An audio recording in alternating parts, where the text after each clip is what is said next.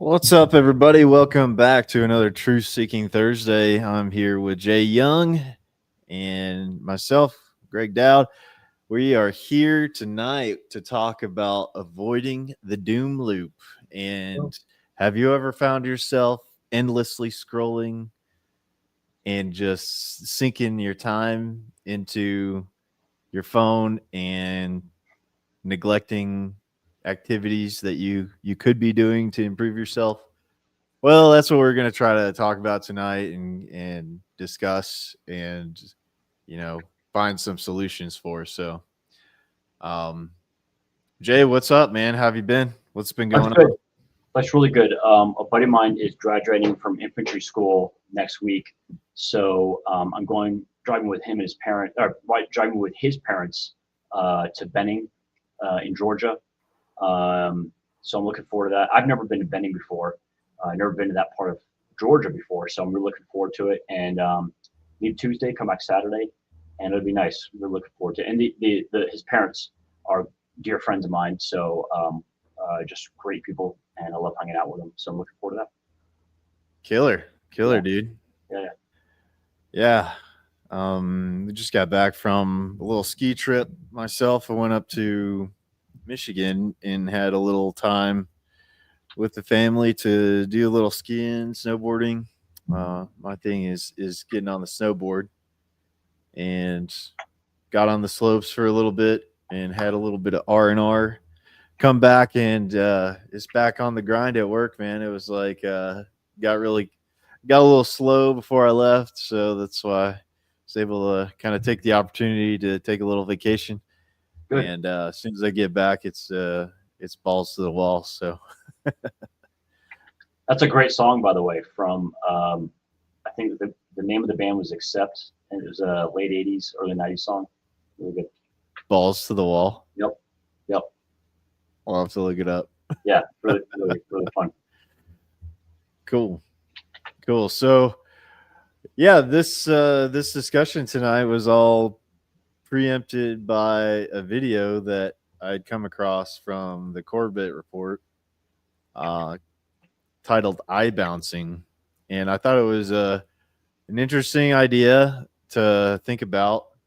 And I know I can get caught in a lot of the scrolling on my phone, the doom scrolling, so they say, Yeah. and just looking at stories, and all of a sudden, hey, I've just spent like 6 hours just scrolling through a bunch of stories and stuff. So and neglecting to work on stuff that I could be furthering myself and improving myself in my own personal life. And so I thought, if I'm experiencing that, probably be some other folks out there experiencing the same thing. So might be a good thing to talk about.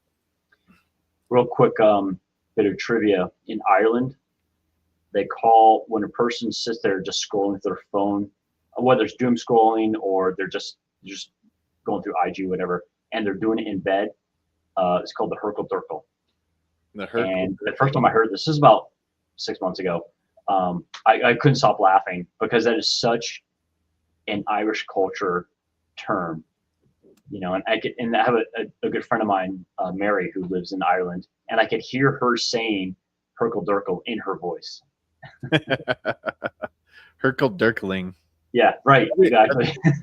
Yeah, right. There's the act, there's the act, and then there's the verb, right? Yeah. I've talked to a lot of my buddies too that they'll tell me the same thing. Is they'll be there with their families and they'll be starting to look at their phone, and then you got the reels and the shorts and all that kind of stuff on your phone, and you'll just start scrolling through the reels and the shorts, and you'll just get lost in it. Oh, yeah. And it'll suck you in. Yeah, absolutely. So, yep, too much Herkel Durkling going on. It is. There. So, let's see here. Oh wow! Should we give like a high level overview of what the chat's all about? I'm sorry, the video. Excuse me. The video? Yeah.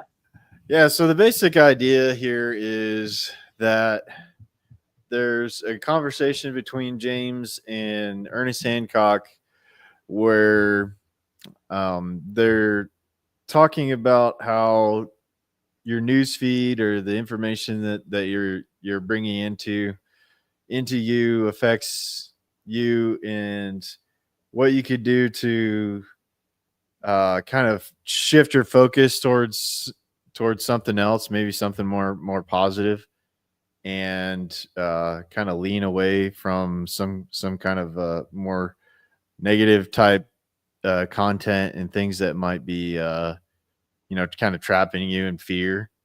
Mhm. and so this is the premise of what they're talking about. And Corbett kind of goes through and talks about how you can work to shift your focus, and this whole concept of not dwelling on on the thing and the fear, but constructively moving on to something else. So that's what this video is kind of prepping for.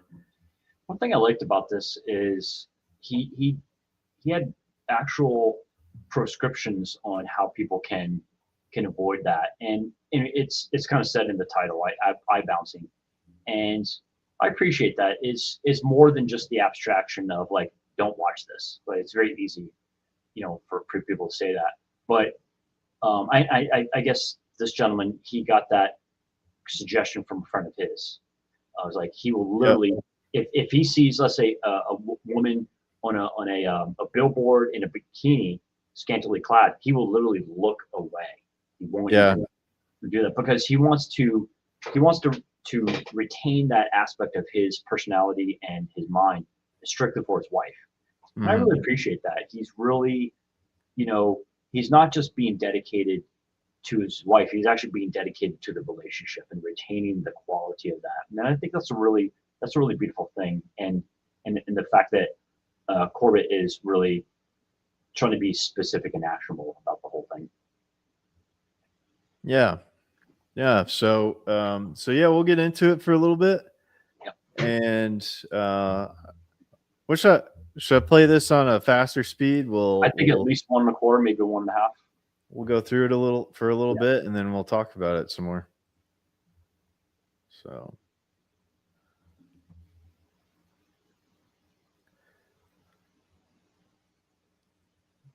go 1.5 or 1.25.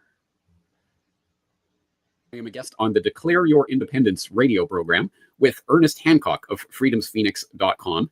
And in my most recent appearance on that radio program, Ernest brought up an interesting practice that was introduced to him by a friend of his that his friend referred to as eye bouncing.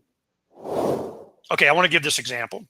A good Christian friend of mine that we go see a movie or we look in the paper at something or whatever. And I mean, he's a man's man. He's an alpha guy. He was a sports guy, in college and everything. I mean, he's not, prude or anything. But whenever he would see an advertisement or a billboard or something of a scantily clad woman or cleavage in the back of the weekly, we're looking for the movies or whatever, he'd just look away. And I go, well, don't you want to see the movie? And he goes, no, I just, and I asked him one time, what are you doing? And he goes, eye bouncing.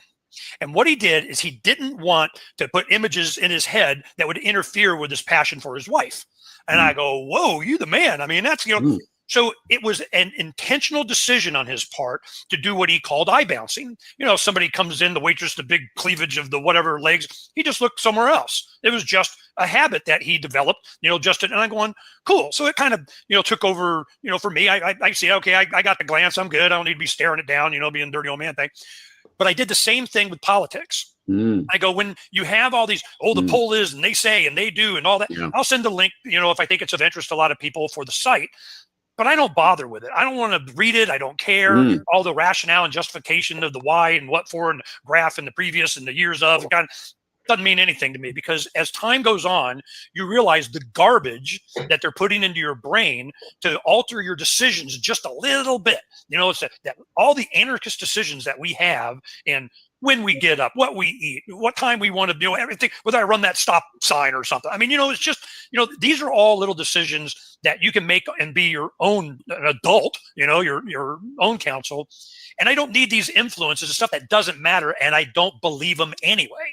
They're all lying sacks of snot. So I bounce. I just don't, Ernie, what do you think? Don't know. Don't care. Didn't look. Once again, that is Ernest Hancock of freedomsphoenix.com on the Declare Your Independence radio program. And I will put the link to that full program in the show notes in case you are interested to see how that conversation between us develops. I think Ernie has some other good points to make on that subject, and I do respond to them. So that will be some extended listening for you. In the meantime, here, though, in Solutions Watch on iBouncing. Now, obviously, I am not a marriage counselor, nor do I play one on TV. I am not here to opine on whether or not this particular application of the idea of iBouncing as used by Ernie's friend in that story is going to promote or foster marital accord in your personal life. That's up for you to make that decision. But I would like to extend the implications and the potential uses for such an idea as iBouncing, as Ernie started to elaborate there. And I think he makes some good points about what we choose to take into our brains is, to some extent, that is our responsible. You're responsible for what you hear. You're responsible for what you see. Maybe there is some truth to that statement, because at the very least, as I go on to state in that Declare Your Independence radio show, I do go on to state that, yes, to some extent, whether or not we agree or disagree or are examining or picking apart propaganda or whatever it is we do, if we are watching CNN or Fox or whatever, MSM News, all the time, if that is what we are habitually taking into our consciousness, it is going to affect us and our view of the world, and what the world is. Our perception of the world is going to be shaped by that one way or another, simply by putting it in the center of our attention. And that is a choice that we are making, consciously or not, each and every day. And I think this does swirl around a point that I've made in the past repeatedly and forcefully, and will continue to make until people begin to really grasp its true significance. The news is a social construct. It is designed to control you. That is what it is about. It is there to control and shape your perceptions of the world, your response to the world, the way you think about the world, and then ultimately, of course, the way you act in the world. So if we devote all of our time and all of our attention to simply looking at what the they, them, those in power are doing to us, that habituates in our mind, in our consciousness, at a deep level, deeper than our conscious mind even perceives, that habituates certain practices and certain ways of seeing the world. Now, what does this mean in concrete terms? Because this is not philosophical pie-in-the-sky abstract thought. This is something that definitely influences the way that we conduct ourselves, the way we see ourselves in the world, and the things that we do in that world. One concrete example of which that I will proffer to you here in Solutions Watch is that Solutions Watch itself is actually a product of what I didn't have the term for at the time, but a product of iBouncing. Welcome back, friends. Welcome back to the Corbett Report. I am James Corbett of CorbettReport.com, and this is the first Corbett Report production of 2021, so I am here to wish you a happy, New Year. Well, the entire point of 2021 from the Corbett Report's perspective is it is what we make of it, so let's make it a Happy New Year. And on that note, I would like to welcome you back to Propaganda Watch, as you no doubt know by now, that regular weekly series where we examined various pieces of propaganda, dissected the techniques that they employed to penetrate the public consciousness, and observed the effects that they had on the general psyche. But you may have noticed that I employed the past tense in that sentence, and that was very deliberately so, because I am here to announce today the discontinuation of the Propaganda Watch series. I'll allow a moment for the collective gasp of astonishment in the crowd to pass through, and yes, I will explain that decision. And so I think there are two potential main problems that we run into with regards to making this a regular weekly series that an audience becomes habituated to. One is the analysis paralysis, where, of course, all we ever do is analyze the propaganda. Oh, here's a piece of propaganda, here's a piece of propaganda, here's a piece of propaganda. Let's analyze, which, of course, gets us stuck in that rut, which itself, on a meta level, can be the point of the propaganda to some extent. Yes, some of this propaganda is so outrageous that it almost seems like they are tempting us to do exactly what we are doing here by examining it. Hey guys, let's roll up our sleeves and get to work on this one, rather than applying ourselves to what we should actually be doing, or actually be saying, or actually be thinking, or actually be acting in the world. So that, I think, is one of the traps that we have to avoid.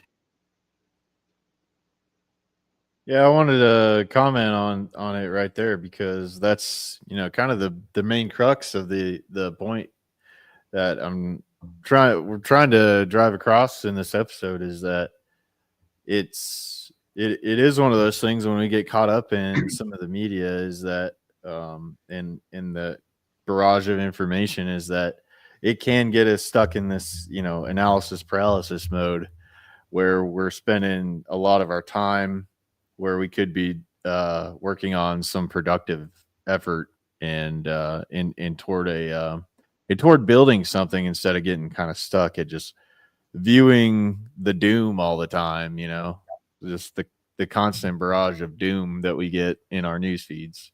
Yeah. Yeah, I do appreciate the point he's trying to make there, which is even if we are looking at things with a critical eye, can that foster a negative habit, right? Can that alone, even if we're aware that something is negative, even if we're aware that something is propaganda, just being in the habit, can that in and of itself cause problems?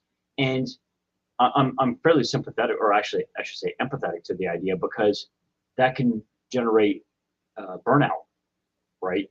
And I think so many of us have had jobs or family situations, friends situations where we've had to deal with a negative situation for so long that we become numb to it, and we can actually shut off critical parts of ourselves, our emotions, our ability to engage in self-reflection, and I think that can we're kind of poisoning our souls at that point, right? We're avoiding, or we're missing opportunities for improvement by just continuously being in this whole thing, and I think it creates its own doom loop in its own right. Yeah, I found myself getting in that mode, and you can, just spend a lot of hours just like, okay, well, what's the new thing that's going to happen? And then you're just sitting there and just wasting your time basically when I could have been working towards something and building something instead. And later on in the episode here, we're gonna cover some things on like what you could do, maybe some actions you can take. I think it's the lack of action, right? It's like, yeah, you can pontificate as long as you want, but hopefully what you're watching should be stirring you to some kind of action. Yep. And taking you into the physical instead of staying in the stuck in your brain housing group. Yeah, stuck in your mind. Yeah. So we'll continue on with the video for a little bit here, cover a little bit more of it, and then we'll talk a little bit more about it. Welcome, friends. Welcome. This is James Corbett of the Corbett Report at CorbettReport.com. I'm coming to you here in January of 2021 with the great pleasure of introducing and welcoming you to a brand new podcast series from the Corbett Report, Solutions Watch, which, exactly as you would expect from a title like that, is a series that hopes to introduce and critically analyze the various proposed solutions to the problems that we are facing. That's right. Although I didn't have a word for it at the time, essentially the genesis of the Solutions Watch series was a conscious act of eye bouncing, of turning my attention, my laser-like focus of attention, from dissecting propaganda towards solutions. What can we creatively manifest to change our lives and thus change the world for the better? Well, that's a decision that had to be made. And to a certain extent, for myself, certainly, it was a habit that I had fallen into, that I set for myself. It was a consciously made habit of trying to find appropriate pieces of propaganda to dissect and to understand every single week so that I could present them to the audience. And let's make no mistake about this. I am not in any way denigrating that work that I did in Propaganda Watch. In fact, I'm intensely proud of the Propaganda Watch series. And week after week after week, the fact that I did bring and dissect and hopefully teach something about not just that particular piece of propaganda, but how propaganda functions so that the audience could be better armed against it when they encounter it in the future. I think that was extremely valuable work. But at a certain point, if I habituate myself, and thus by proxy, the audience, into looking at propaganda, thinking about propaganda, focusing on propaganda, and nothing but propaganda, then ultimately we spend our entire lives chasing the propaganda tail, and the propagandists win by default, simply because we are not focusing on what we should obviously be devoting more of our time and attention to, which is, what can we do? What can we actually accomplish? How do we accomplish that? What changes can we make, big or small, in order to improve our lives and improve the world? Those are the things that we self-evidently should be turning our attention to, right? So Solutions Watch was a product of an act of eye bouncing, and I think it turned out rather well. And I suppose there may be some sort of, you could frame this in mystical woo-woo new age terms or something, or there could be just a much more prosaic explanation for it. But at any rate, it is true that what you focus on and what you turn your attention to will suddenly be everywhere.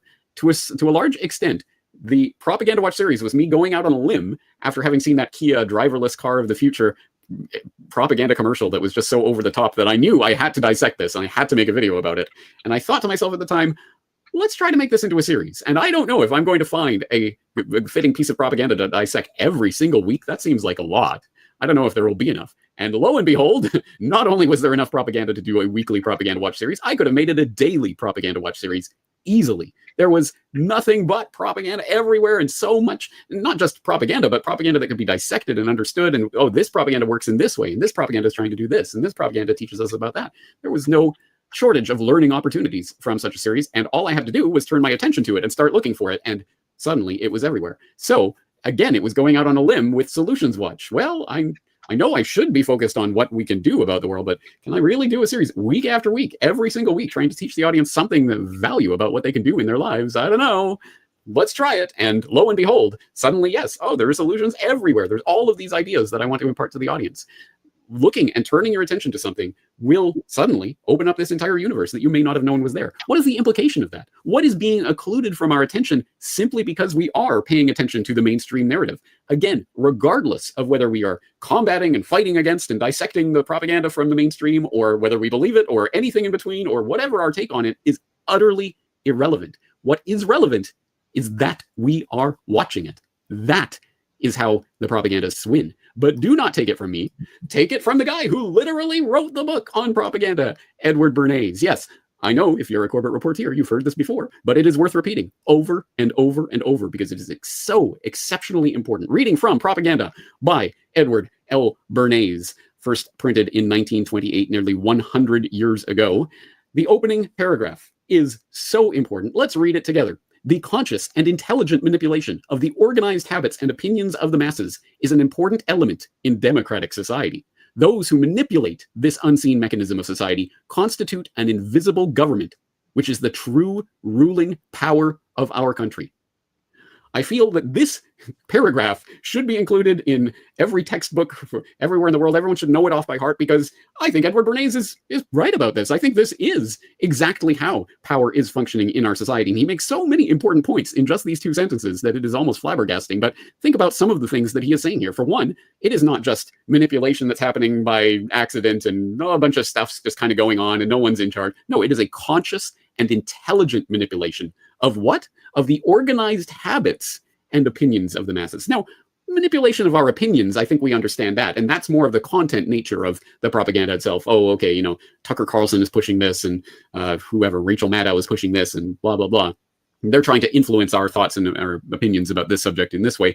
I think, again, that's pretty obvious that that's what, to some extent, what media is about.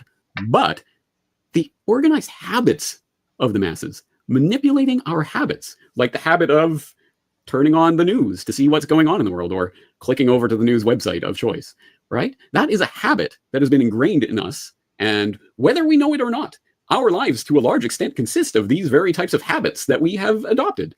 And how has this happened? It is an organized and intelligent manipulation of those habits.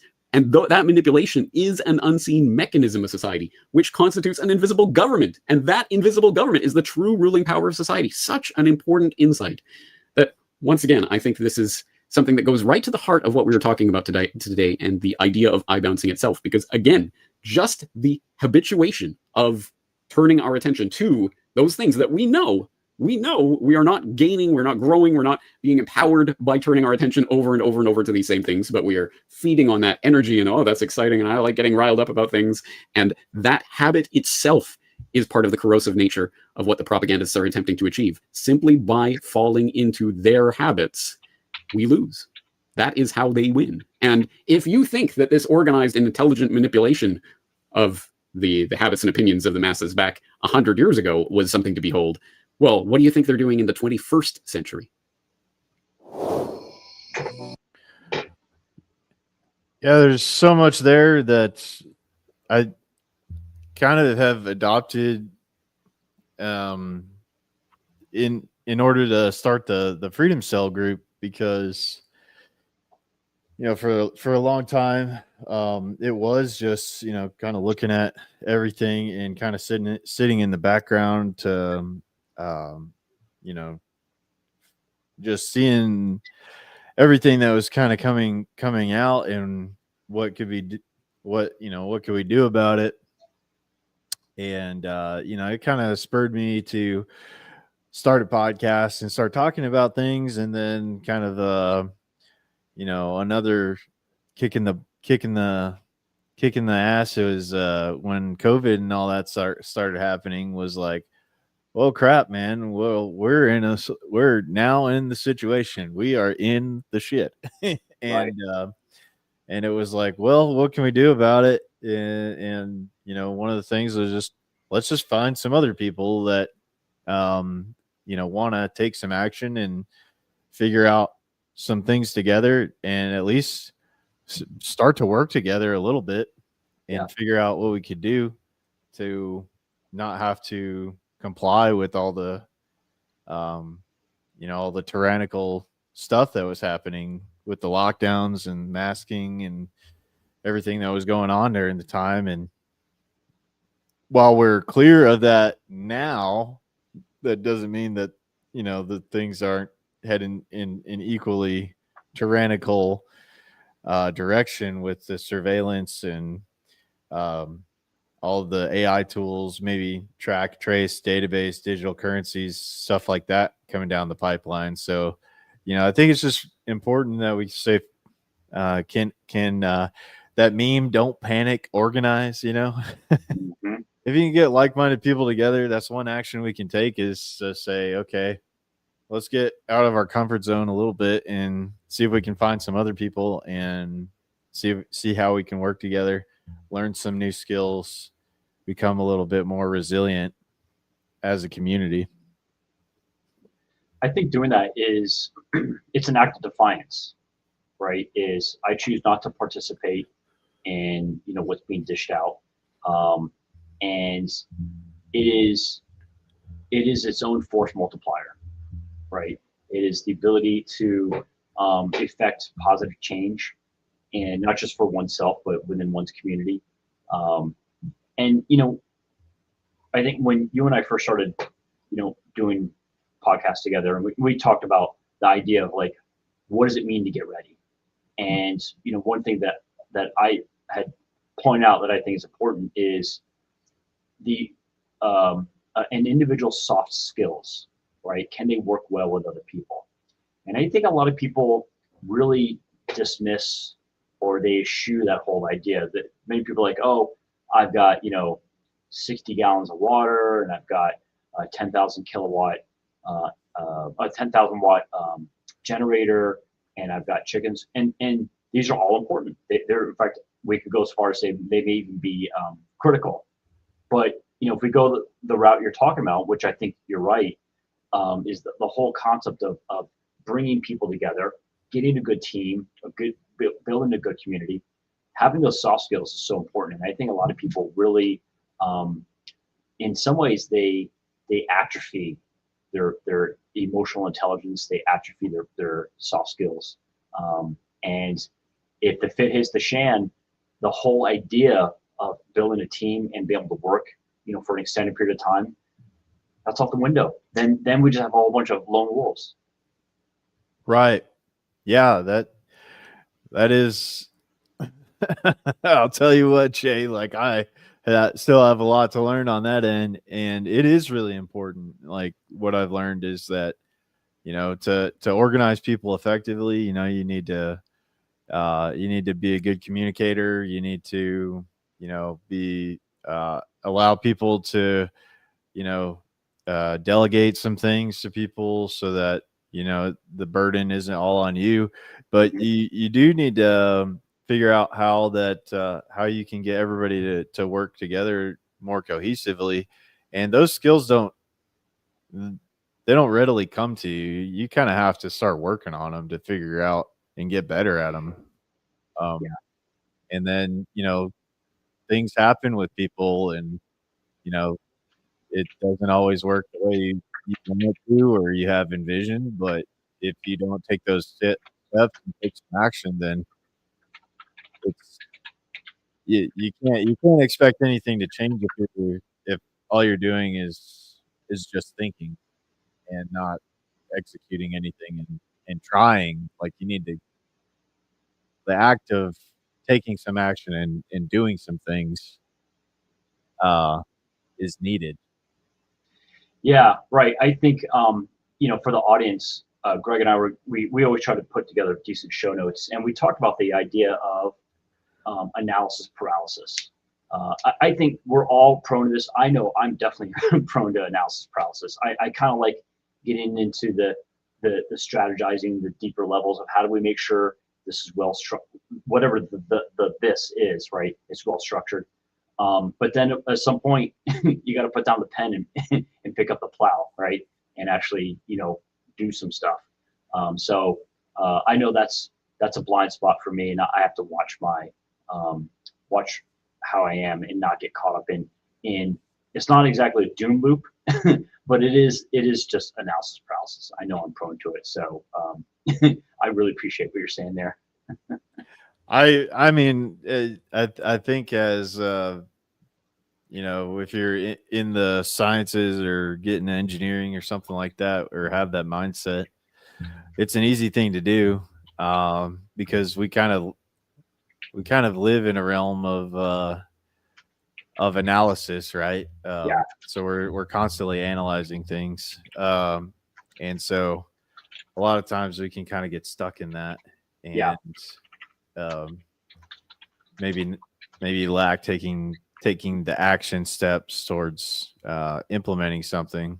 It's also the kind of like the idea of trying to make something perfect, and it's really never going to be perfect. It's going to be messy, and especially so. For example, I put on the first workshop that I've ever attempted to do, like an in-person workshop out on my property this year, and I didn't market it very well. I didn't get the word out very well on that, and I had a couple people from our group show up and attend, and didn't get any public attendance from the workshop.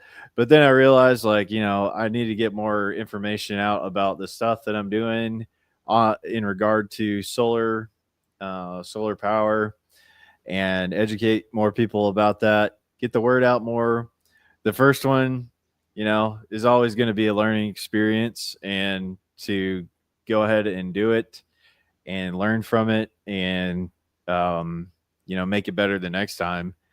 But yeah, man, I was kind of, I was a little bit nervous about it, and was like, am I really going to be able to do a workshop? What if all these people, what if I do get all these 10 people that I spec'd out to show up, and how's that going to go? And didn't really know how everything was going to go, and was sweating it a little bit, but just decided to do it.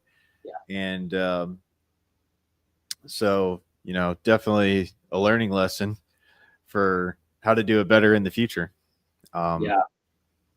So I think the willingness to take the hits is what delineates leaders from non-leaders.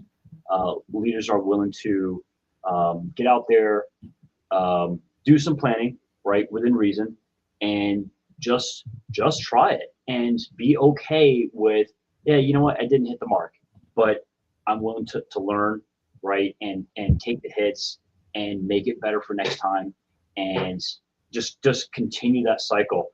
And for the audience, we were trying to delineate this whole idea of, if a doom loop is a negative, what's the positive, right? And we kind of came up with doom loop versus boom loop, right? And really trying to develop good habits, things that will kind of keep us on the mark, kind of within the guardrails, within reason. And something else that I think we came up with is, how do we bulletproof the brain? Yeah. Right. And I think, what you've been talking about, Greg, is so important. There's probably two major columns or categories, if you will, is getting out of our heads, getting out of our brain housing groups, and just trying to apply the things that we're doing. And whatever that is, if some people, they love to go to run, cool, go run, get out of the house, right? And then something else that we talked about is the idea of having solid methodologies that we can apply to the things, the content that we're consuming. And one thing that I think that the content creator, Mr. Corbett, I think he kind of missed the mark. And maybe this is my failing, maybe I didn't see it, is I appreciate recognizing propaganda. That's great. But I think there needs to be a really critical eye for processing, whether it be propaganda or just negative content in general. And having a really good, what we call epistemological toolkit available, and being able to apply this set of methodologies consistently is so important. And we kind of went through this in the past couple of days, trying to get our show notes together. And I think it's, unfortunately, philosophical topics such as metaphysics, epistemology, logic, reasoning, they're not taught in school. They're definitely not taught in grade school. Many times they're not taught in high school, and even in college, it's just not a focus. I went out of my way. I did take a philosophy class this years ago, and looking back on it, I really appreciate what we were taught. But the majority of philosophy that I'm familiar with, which is not a lot, but I try to make an effort, it is absolutely not taught in just your regular humanities classes. And whether that's intentional or it just evolved that way, it was an outcome. I don't know. I'm not going to make the speculation, but I think that our society and culture would be so much better if people had just a decent epistemological toolkit, and they had just a solid methodology that they could apply, and be able to, and also within logic, cognitive biases and logical fallacies, right? Just a good understanding, like the top 25 cognitive biases and logical fallacies. Being able to apply those across the board to almost everything that we do in life, whether it be, we have conversations with friends, or is this an endeavor I want to get into, or content, negative content, or positive content. Someone could say, oh, I'm going to do X, Y, Z. And when we actually put it through a reasonable set of scrutiny, it falls apart on its face. And I think being able to do that helps us avoid a lot of manipulation. Right. Part of the intellectual self-defense, if when we're consuming information, being able to apply it to these, getting down to the root of, how do we know what we know, and really, really diving into it so that we're not being propagandized. And that's, part of guarding yourself from, the propaganda that's constantly being thrown at us. And we,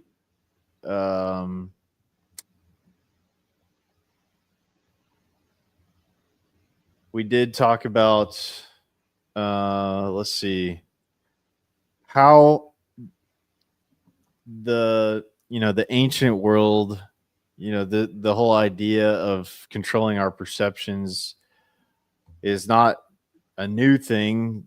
Corbett talked about Bernays and his quote there about people steering society that you may not be aware of. Our tastes are controlled, and we are manipulated through men that we might not be aware of. And this is part of it where he talked about, really where the folks that are putting out the news stories, they want us to, kind of get ourselves in kind of a sink of over analyzing everything. Yeah. Because that way we're like we've been talking about, we're not taking actions.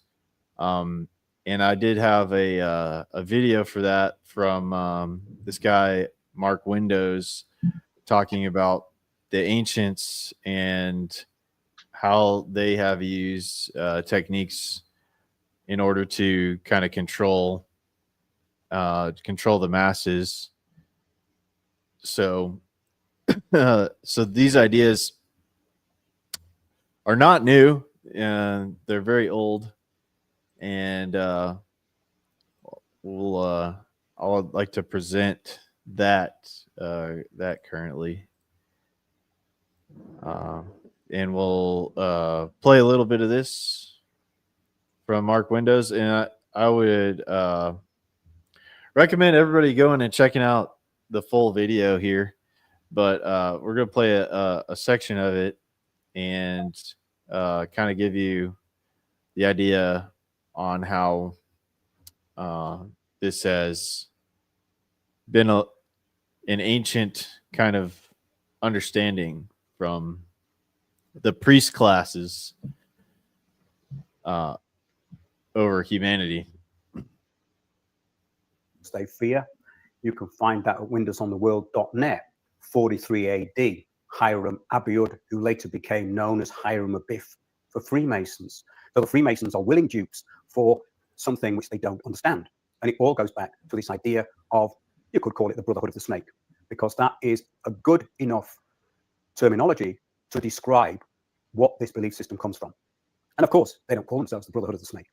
So the same infiltration as of old, just a new system. Now, Jesus healed others. This is the point. So Christianity, when that was thrown into the mix, something changed. The actions were selfless. They came from higher power, and they were for a bigger purpose than short-term gain or to impose fear or wonderment, as in the fakirs of India. This is advanced thinking compared to what was going on at the time, because it meant that positive right action was true divinity. Whereas in the Brahmin caste system, the adherents of gurus and the fakirs who would bury themselves alive, or they would stay up for weeks on end. These were exhibitions. These were circus tricks to make the people think these people were superhuman and next to the Godhead. So there's a big difference between this belief system of the early Christians and Essenes to what had happened before.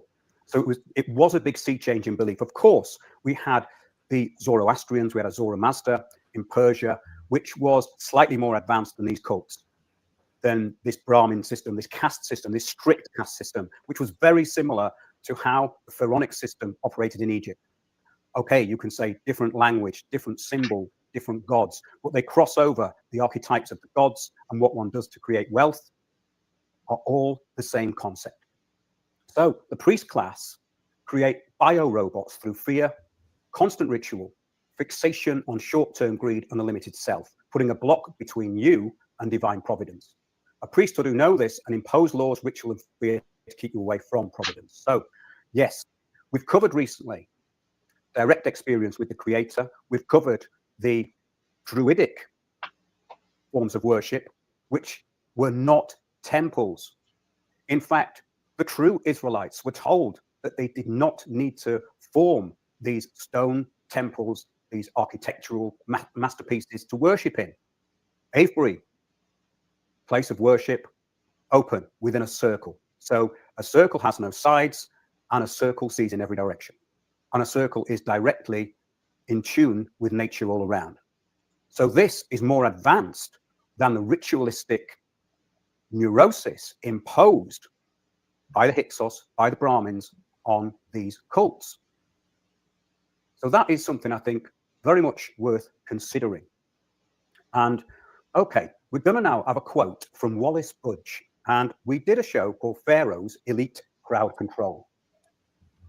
Now, this show, Pharaoh's Elite Crowd Control, we used some quotes from the Egyptologist in the early 1900s, Wallace Budge, who was a real authority on ancient Egypt as far as anyone could be, because he was actually there with the people who excavated in Egypt, and he found the same fears and rituals still in place in modern day Egypt, even in the early 1900s. The same superstitions that the pharaohs had put around their tombs to frighten people were still intact all that time later. Let's have a quote here. The Egyptians, however, acted in a perfectly logical manner, for they believed that they were a divine nation. Have we heard this before? A little bit later. And that they were ruled by kings who were themselves gods incarnate. Their earliest kings, they asserted, were actually gods who did not disdain to live upon earth and to go about and up and down through it and to mingle with men. So their gods were equal to men. Other ancient nations were content to believe that they had been brought into being by the power of their gods operating upon matter.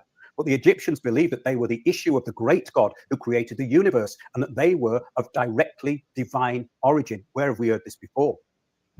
The way things are playing out at the moment, it may be the end of this belief system because of the created fake state of Israel in the Middle East, fully exposing itself to the world. This is the same thing.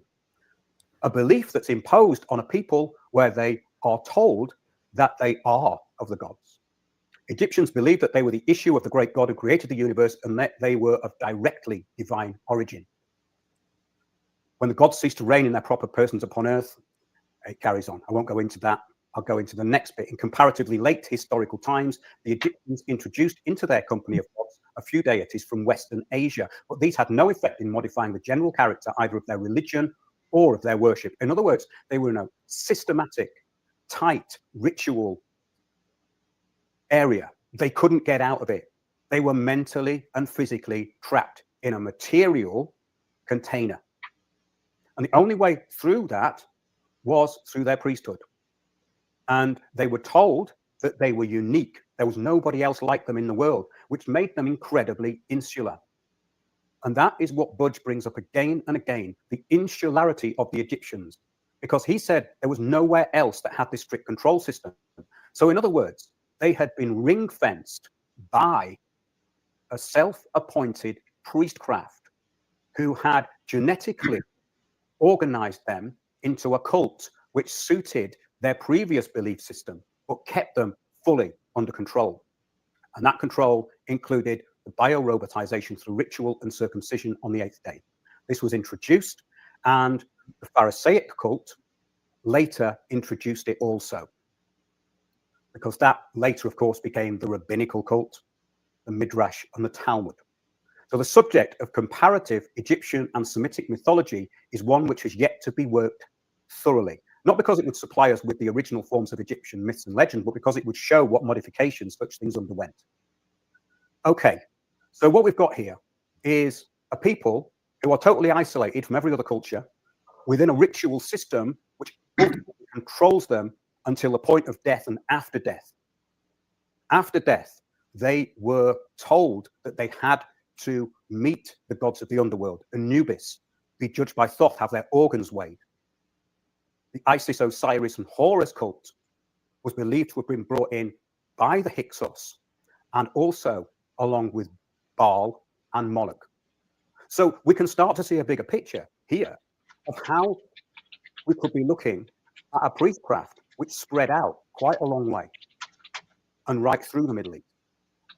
So it says in the book by Michael Hoffman, has some great quotes in it about Judaism. And this is called Judaism's Strange Gods, because the same template that we're talking about in ancient Egypt in a different way went into this cult. So, according to Josephus, there was no such nation known where the Israelites came from. Nobody knows who the Israelites were. I contend that they were in the British Isles. Lucky, I know, but I've done a lot of research into it. It's all circumstantial, but it makes sense to me. Not trying to convince anyone of anything there. But we have to remember that Israel wasn't a physical place. It was a place of refuge. It was a place that was not necessarily, and pretty much certainly not, in the current state of Israel, because nothing's ever been found there to indicate that it was there. People have come up with other circumstantial stuff, but it makes sense that it wasn't there, to preface this.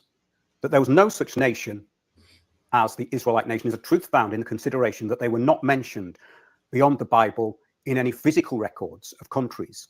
Egypt knew them not, Persia knew them not, Hindustan knew them not, Scythian knew them not, Phoenicia knew them not, Greece knew them not as a nation. And in the first general notice that we have of the Jews, or the 15th century word Jew, they are introduced to the world as a sect or a series of sects. Remember, the word Jew is a 15th century word.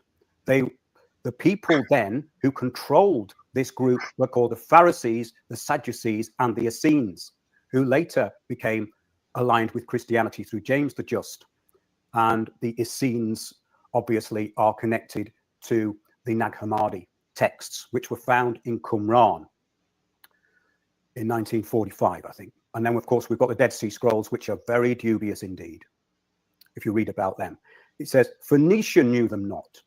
Greece knew them not as a nation. And then the first general notice that we have, yes, they are introduced to the world as a sect, being Pharisees, Sadducees, and Essenes. And in that general notice, beyond that sort of mistaken allegorical history, which Josephus spouts, there is nothing.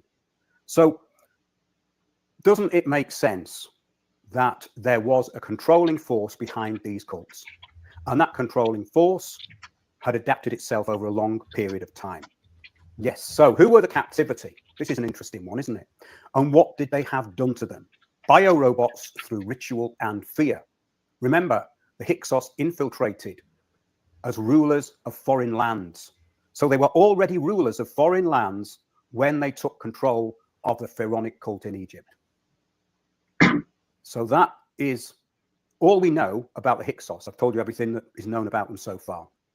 Now I'm going to give you a quote. The serpent in 2 Corinthians 11:13 is an ophis. He is the serpent race, the same who beguiled Eve. This is from the book The Serpent Race by B.F. Jackson.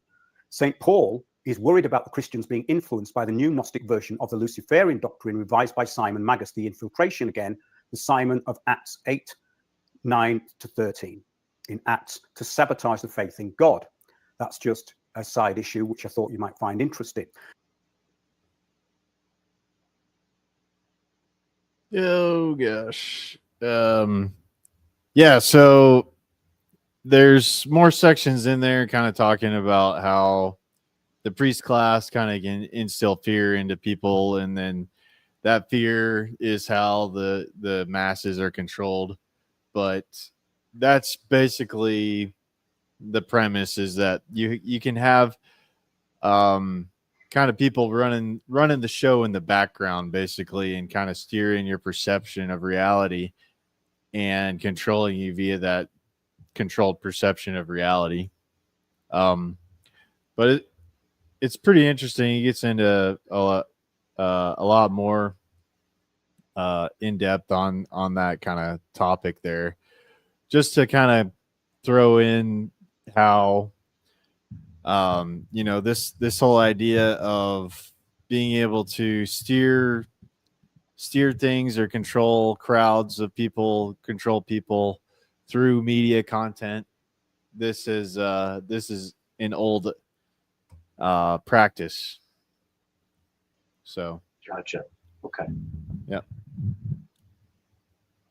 So it sounds as if they stripped away the populace's ability to engage in critical thinking. yeah, and kind of put the idea that the gods, or especially in Egypt, that their rulers were right to rule because they were divinely ordained by God to do so. So, Okay. And so they could do, people would just fall in line when at any point they could be like, no, we're not going to do that. We're going to play a different game. Sure. Yeah.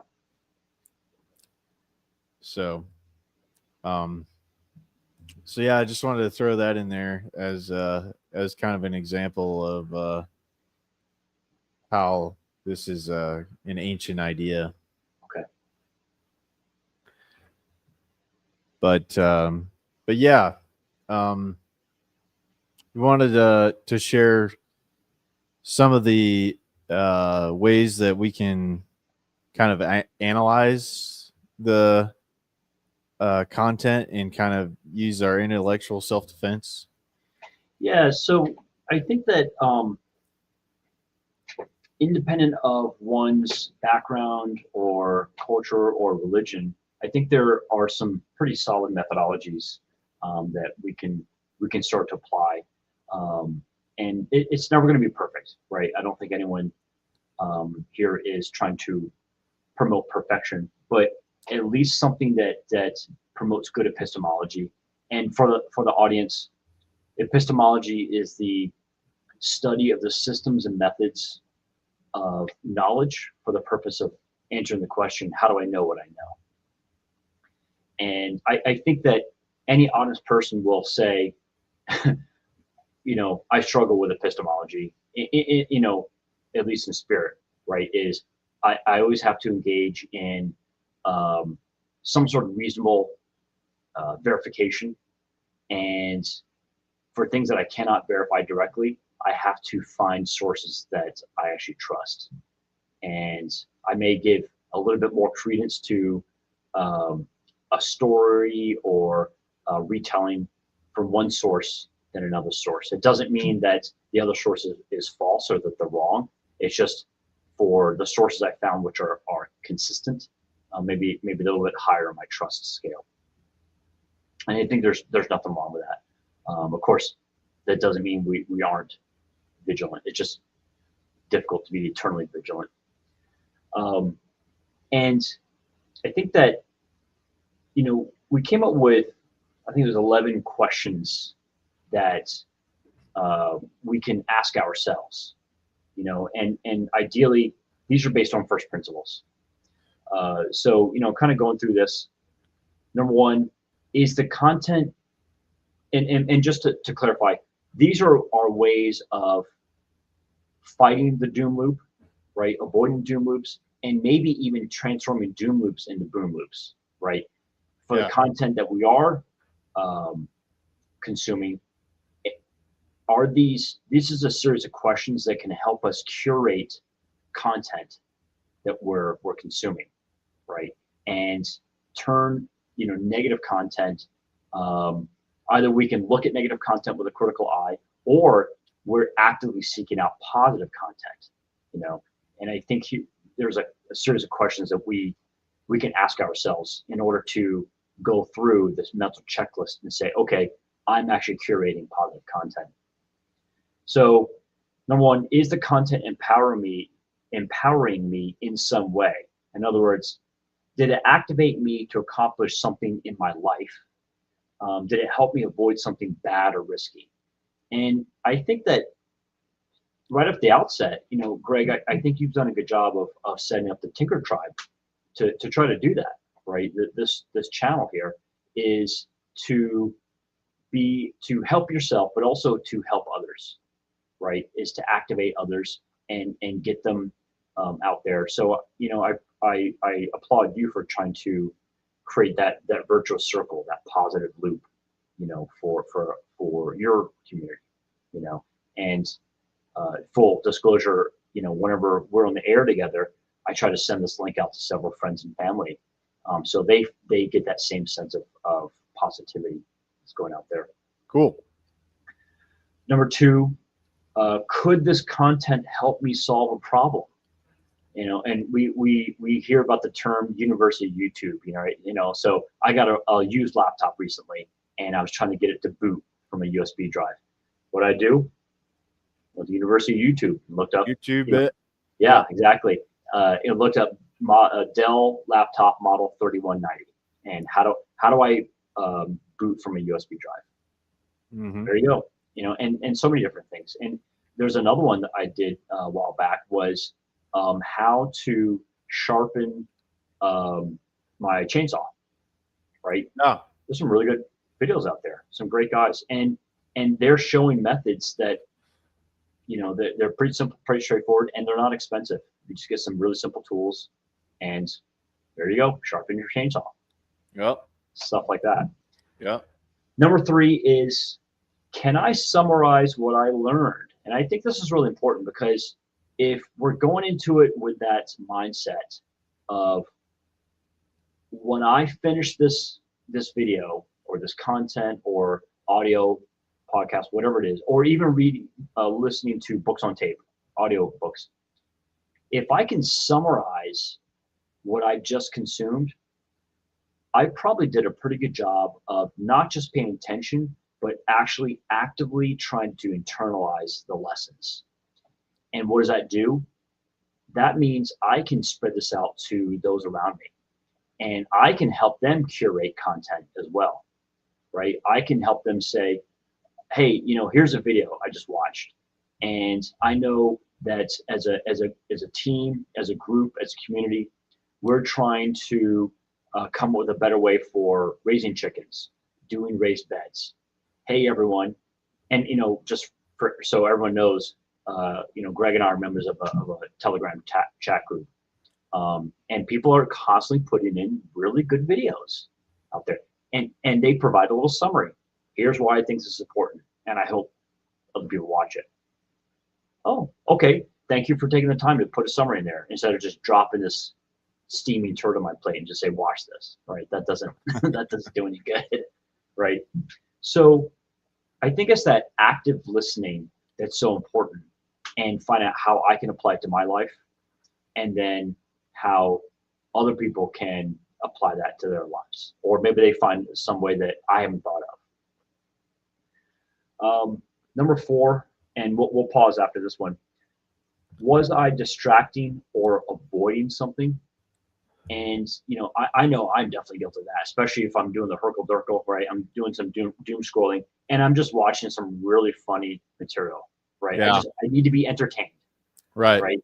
And I think that has replaced, Monday night on ABC, right? There, or NBC. They, back in the 60s, 70s, and 80s, that was the thing, right? You tune in on Monday night for whatever your show was.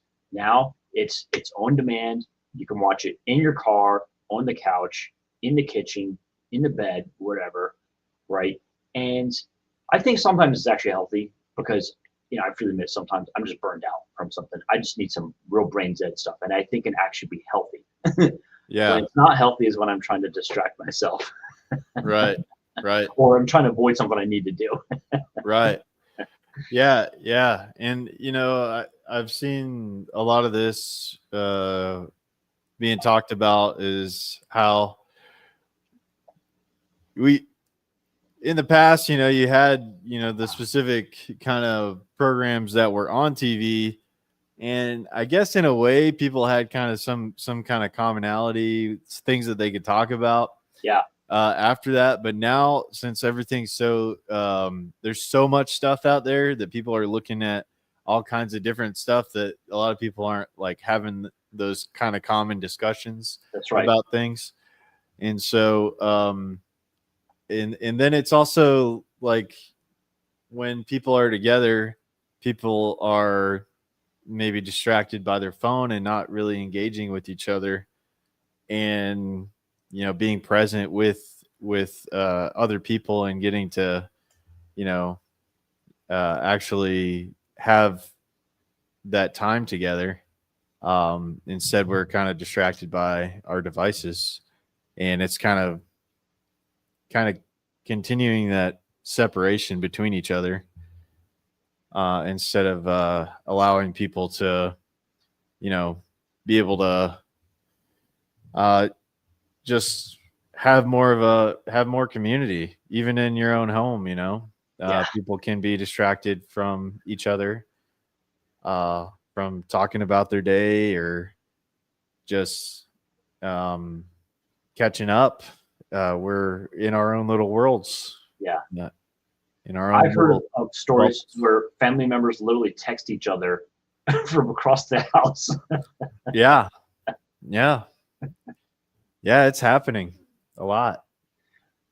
There's some guys I served with. We have our own Signal group, and all day we're just sending each other, Facebook clips and IG clips, and they're funny, right? But I gotta tell you, I get burned out from it, and I love these guys. They're brothers, but it's just so much content, that we're sending to each other. I have to tell myself, no, don't open this. Just let it go, or I'm not allowed to open it, until like 8 o'clock, 8 to 9. Then I can consume it, right?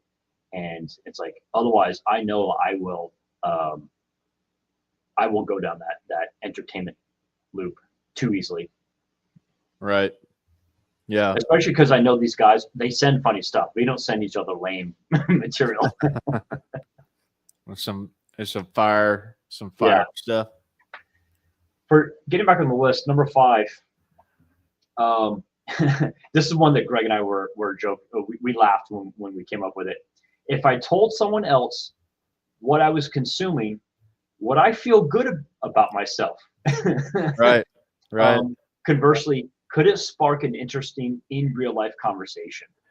Yeah. This is something that my parents live very close to me, and so I'm very happy about that. And a lot of times, we'll be in the car going somewhere, and I'll think about some content that I've consumed. And for full disclosure for the audience, I consume about 4 to 8 hours of what I consider to be positive content. It could be philosophy, economics, science and technology, civics, politics, etc. And for me, I find it very enriching, and I consider myself so fortunate that I get to consume a lot of this content. And I feel like my life is richer, and I get to, if I'm in the car with my parents, I get to think about a video or a podcast that I listen to, and I can relate it to them, and that sparked really good conversation, with us. Greg and I've done that as well, not just for the show, but as friends. And I got to tell you, I feel really good about that. That's a positive outcome that I get to leverage. Yeah. I was talking to my coworker today about some stuff I was watching with Kurt Metzger the other night, and it's a running joke now because my buddy at work is like, "Oh, what does Kurt Metzger have to say about that?" Because I like the way he gets information out there through comedy and being comedic about it, and so now it's like, oh well, what's Kurt Metzger? What's the authority Kurt Metzger got to say about it now? Yep. Number 6. This is one that I think a lot of people avoid, unfortunately. It's because we're biological entities. Did it move me to get outside of my comfort zone? All right, and that comfort zone can take shape in a few different ways. It can take shape emotionally, intellectually, or physically, and I think that's really important. I'll even say culturally, psychologically, or friendly.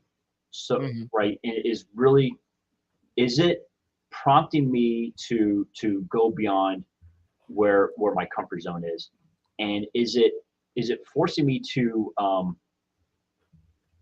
be a little introspective? Is it challenging my beliefs? Is it challenging methodologies that I have been using? And consequently, am I able to turn that around and incorporate lessons in my own life? Yeah, watch David Goggins for a little while. Right. Yeah. What do you call? What's the moniker he uses for himself? I'm the hardest man on the planet, or something like that. Yeah, man. I mean, he's pretty intense. He is.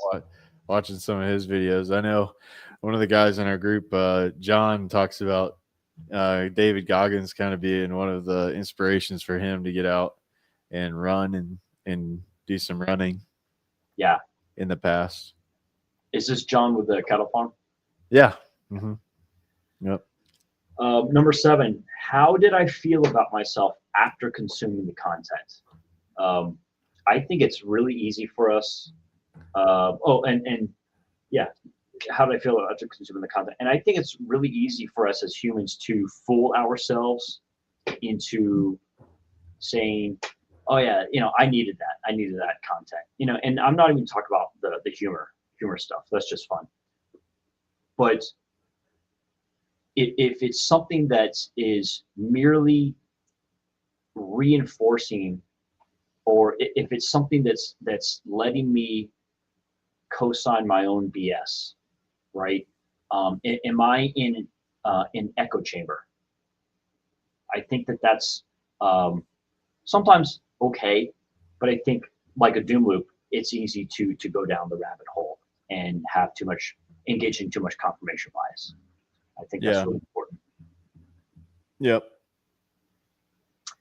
Yeah, especially if it's, like we're saying, it's negatively distracting you from things that you could be accomplishing. Yeah. Maybe you have something playing on the background and you're working on something else. Right. Maybe that's a little bit healthier. Yeah. I will say one of the reasons why I consider myself fortunate I get to consume so much content is it allows me to do the dishes and the laundry and the cooking, because in my opinion, those are kind of like brain dead tasks. But I'm motivated to do those things because I know I get to consume content at the same time. It's like, okay, I can do both. I'm good with that. Yeah. Number 8, was my time valued? Did something in my life suffer from consuming that content? So this probably gets into the idea of opportunity cost. And there's opportunity cost with anything. So even when I do consume content that I'm really glad that I found to be positive, technically speaking, that's time that I couldn't do something else, and or other content that I couldn't consume. So as an example, 2 examples, I finished up the audiobook On War by Karl von Clausewitz, and I think that was 30 hours. Wow. I enjoyed it. I'm glad I did it, but there was a ton of other content that I could not, consume. And I think I had to listen to it at like 100 or maybe 120%, right? So it's much slower than I normally would go for, because the language is very flowery, right? And that, because that's how people wrote back then. So I appreciate it, but I had to really slow it down. So it took me almost a full 30 hours of, consumption to go through this. And same thing with, I'm listening to Human Action by Ludwig von Mises. Oh. That is a whole lot more. And von Mises, man, that guy, he is a very concise, very rich, or was very concise, very rich writer. He would pack more into one paragraph than some people could pack into an entire chapter. So that's another one. I can't listen to it at a faster speed. I have to listen to it at 100%.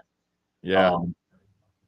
I'm glad. I've heard so much about Human Action. I'm really, really enjoying it. And it's really teaching me a lot about praxeology and economics. But there's an opportunity cost with it. So Right. for me, that's good. And I guess for me, because of the opportunity cost that I'm paying, I feel good about it. I feel good about my choice. Like this was an optimal choice for me at this time to consume that content. Number 9, would this help me make a positive contribution to my community? Did I gain an idea that is worth implementing? And I think this kind of goes back to what we were talking about, Greg. It is, Right. you know, the building that community, building that team. I think within our Telegram chat, I think a lot of people go in with really good intentions, and they're bringing good content to the table. And I think that's fostering a sense of community within the group. Yeah. I mean, there's been a lot of good stuff that come across for, you know, the permaculture type stuff, and you know, just different hacks that you can do around your homestead Mm-hmm. and things like that, and just like examples of what some lessons learned are from other people that are attempting to do community around. And yeah, there's a lot of people working on different stuff, just like Corbett said in the video, where it's like once you start looking for the solutions instead of just, you know, just going into the news cycle all the time and what's new, the new thing that I need to be worried about.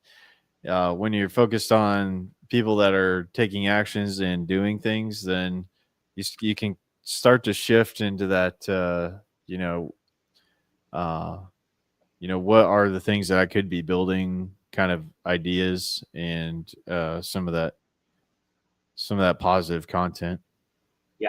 Yeah, absolutely.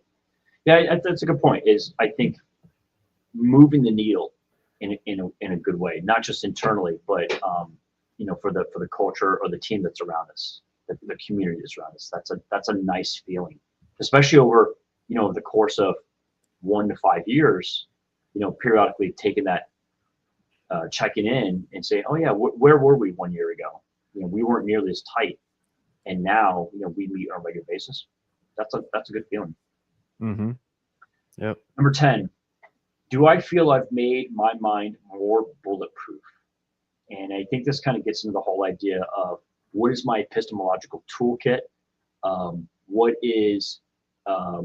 are some logical fallacies, cognitive biases that I'm aware of? Am I looking at things with a healthy and proper amount of skepticism? And am I applying a critical eye to these things, again, in a healthy fashion, not doom and gloom, not immediately dismissive, just saying, oh, this is some interesting content. I'm open to this being a positive influence in my life. And even if I don't believe this content, maybe it sparked a motivation for me to look more into this category of content, whether it be, you know, permaculture or homesteading or gardening, anything like that. So I think that's a healthy way to look at this. Mm-hmm. Number 11, the final one. Did this content help shine the light on one of my personal blind spots? And, you know, does it help me do a self-assessment? I think that's really important. This is something that I've struggled with for a long time. And, you know, I had to go through, about a decade ago, I had to go through a pretty serious self-assessment. And I realized I had a lot of blind spots, and I'm happy to acknowledge openly I have a Texas-sized ego, and that I need to be vigilant literally every single day, that I am starving and atrophying my ego, and I try to build in a sense of humility every day. And so I think that some of the content that I consume around psychology and self-improvement, that's been a really big help, because it's helped me identify instances where I know that I have not actual personality disorders, but tendencies towards maybe narcissism or antisocial behavior disorder or OCD. Like I said, I don't think I have the actual diagnosable personality disorders, but I know I have tendencies for them. Hey, you know what? From my point of view, this is good news because now I can address it. I can actually say, okay, this is something I need to work on. I need to be vigilant about it, and I need to be empathetic towards the people around me, and look at how they might perceive, my actions or inactions. So, I enjoy. I've gotten to the point where I enjoy consuming that type of content, where it maybe shines a light on a blind spot of mine, and I look forward to it. It's really hard to do that. I mean, it's tough to take a critical self look at your at how you're behaving and what you can improve on. And this is pretty scary, to like sit back and like to honestly take an evaluation of yourself. And one of the things that I found recently with myself was getting to a point where I really find that I do these like bursts of activity and doing a lot of stuff and not necessarily planning it out, just throwing a bunch of stuff at the wall and just trying to make, do a lot and basically getting really busy,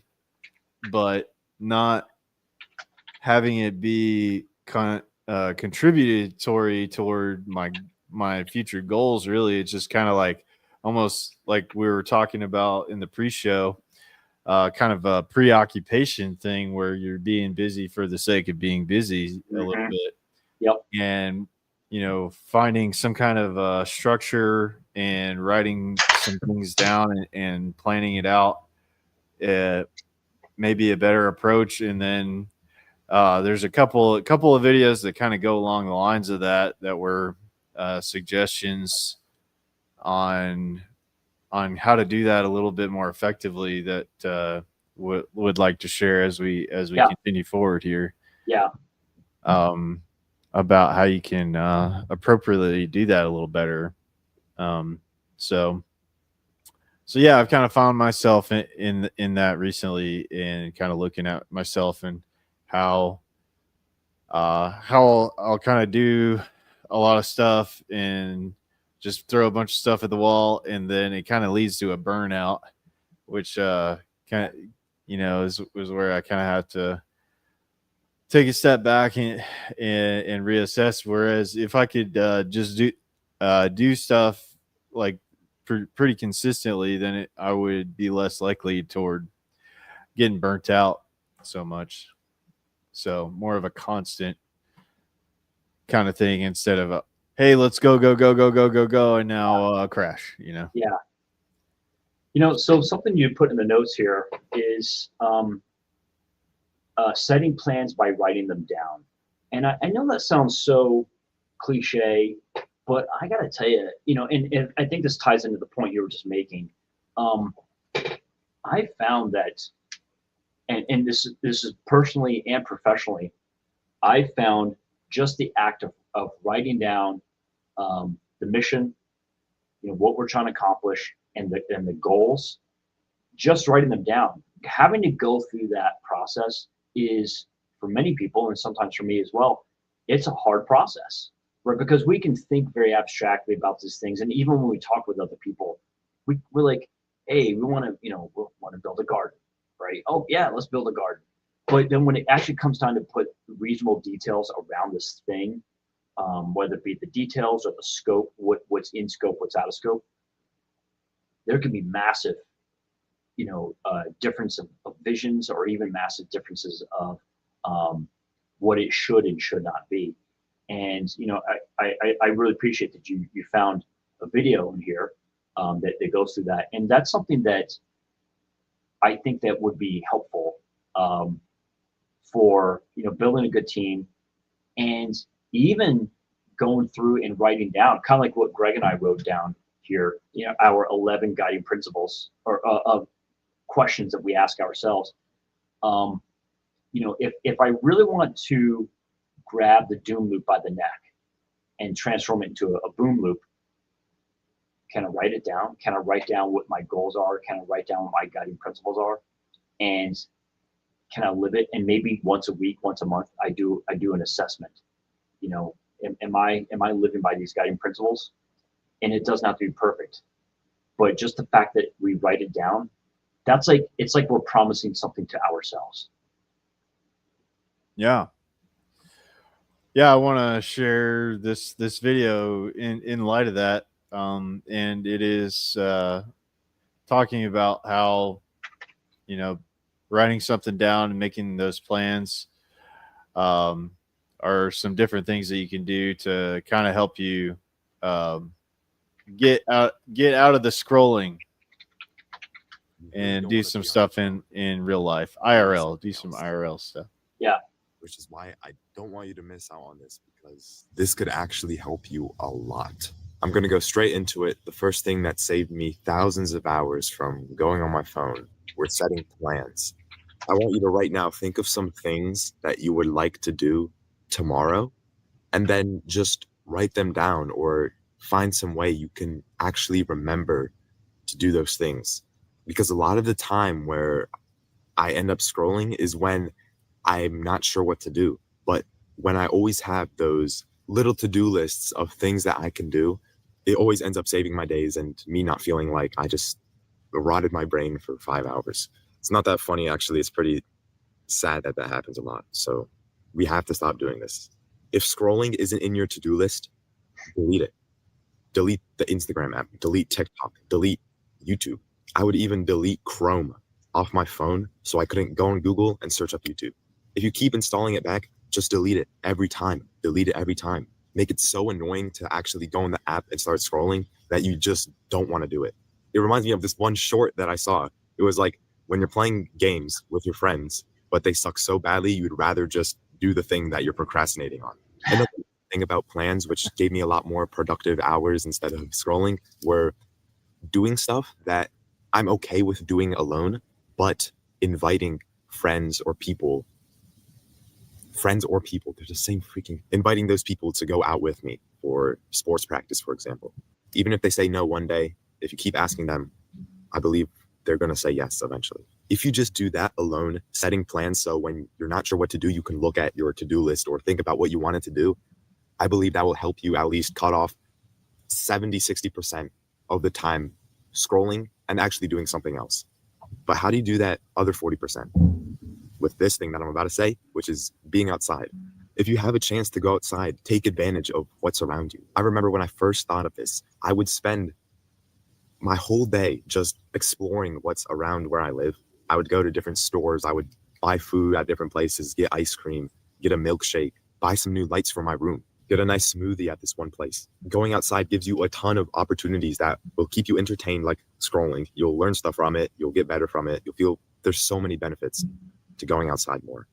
And if you just spend 30 more minutes every day being outside, I recently bought a fireplace for my birthday, actually, and I want to use it so I can just spend an hour, 2 hours every single day just chilling there at night instead of just scrolling on my phone.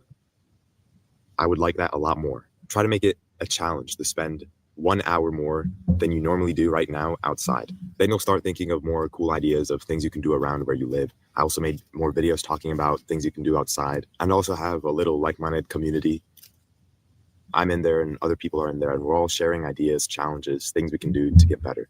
So if you want to join that for free, you can in the link in the description. A habit that I'm really glad I got into, which if you haven't, I highly recommend you start getting into this, because you need to do this before it's too late. So when you're with people, instead of just going on your phone, actually try to talk to them. I know it can be rough. I know you might not know exactly what to say for the whole time you want to be on your phone. But it's 1,000 times better to just say something than just go on your phone. That will really help you break the habit of when there's a sliver of free time where you don't know what to do, you just boom, whip out your phone. But if you just put your phone away for a second and try to do something else, I've realized there's a lot more cool things that happen, a lot more special moments. from when I'm not on my phone. Being more open to more opportunities alone will fill in that 40% to make you never go on your phone again for scrolling. If you actually do them and try them. But if there still is some sliver of chance you can go on your phone and start scrolling, something like that, this last thing will nail the thing in the coffin. And that's to have something to work on. Whether that's a sport, whether that's a job, a business, going to the gym. For me, it's right now having this YouTube channel and talking to you. That's a great way I can not only use social media in a good way, but also not spend more time scrolling. Also just focusing more time on school, because think of all the time we really spend on our phones. Today, I probably spent 6 hours on my phone alone. And imagine if I spent 1 or 2 of those hours doing anything else. Literally, I could clean the room. I could clean my house for 2 hours. I can go on a walk for 2 hours. I can try to meet up with a friend for 2 hours. I think we can both agree that if we just spent a little less time scrolling and tried to do something else, that it would help us. So let's try to do that right now. We don't need to.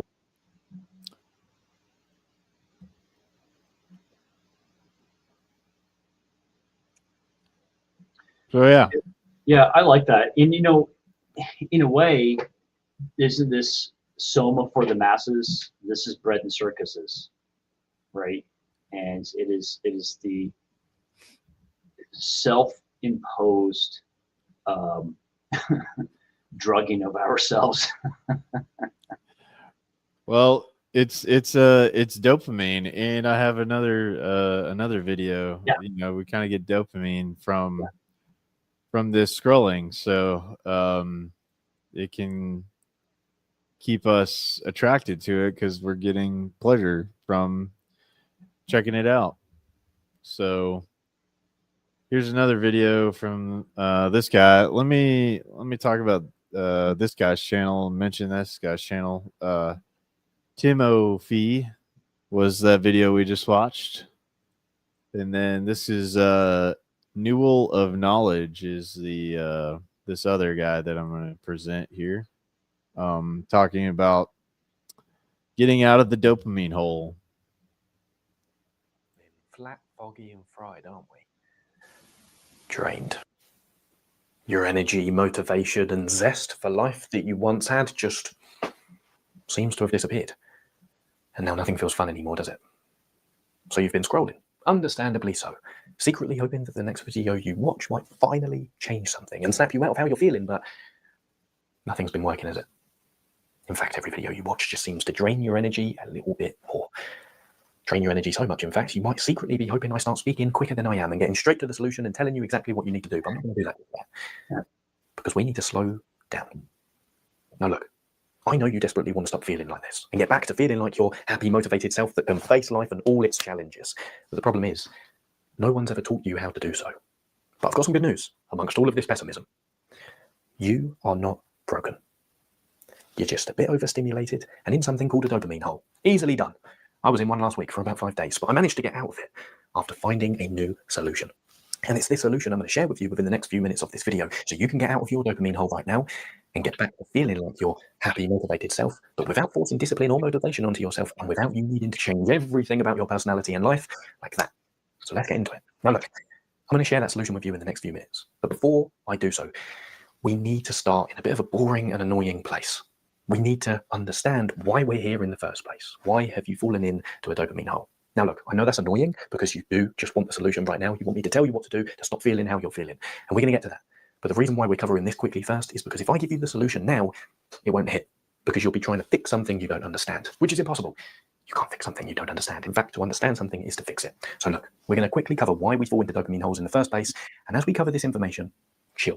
Let me take the lead on this one. I don't want you to remember all of the information. Just see what sticks out and feel the words as I say them. That's all. Chill. So, when we chase cheap pleasure, and I say we, because I'm very much involved in this, when we chase cheap pleasure, such as scrolling, watching pornography, eating junk food, or playing video games, our brain's motivational battery drains, which is why we feel flat, foggy, and fried. But we don't want to feel those things, do we? So what do? We chase more cheap pleasure to relieve ourselves from these feelings. But that only leads to one place, being in a dopamine hole. But what is a dopamine hole? Let's get really clear on what this is. Well, a dopamine hole is simply a state of mind where you're chasing cheap pleasure, but nothing satisfies you. And then soon enough, the things that really matter in your life, such as the necessary admin or the hard tasks, the exercise, the productive work, those things just feel too hard to face. Maybe this is resonating with you right now, as it was with me last week. Now, why does this happen? Well, it happens because every time you flood your brain with quick spikes in pleasure, annoyingly, you're also flooding it with longer lasting spikes in pain. Because when it comes to pleasure, pain, and the brain, there is no free lunch. Meaning, every burst of pleasure must be paid back. I know that stings, and I really wish this wasn't true, but it is true. So I would rather you know this than be ignorant of it. And the reason why our brain does this, just quickly, is because it wants to maintain a balance of its dopamine levels. That's why big peaks in pleasure always are followed by deep dips in pain, because your brain needs to go up, down, in order to come back up to baseline. And that's why when we chase cheap pleasure, we don't feel energized, do we? No, we feel like we're in a ditch, because technically we are. Now that's the understanding. But the problem here is that likely hasn't made you feel any better. If anything, it's probably made you feel a bit worse, right? Because you now feel a bit guilty and shameful for all the time you spent scrolling or doing any one of these cheap, pleasurable activities. But we don't need that guilt or shame. That's not going to help us here. So let's get rid of those two things by quickly covering what a dopamine hole isn't. A dopamine hole is not failure. It's not laziness. It's not weakness. It's not a personality flaw that you are doomed to repeat, nor is it clinical depression or burnout. Even though it can feel like all of those things, a dopamine hole is simply a neurochemical low caused by a bit of overstimulation. That's all. So now you have the understanding. Let's get you out of this dopamine hole. And once you understand this solution, you'll realize getting out of it is actually quite easy. Here's the method I've used to get out of my dopamine holes.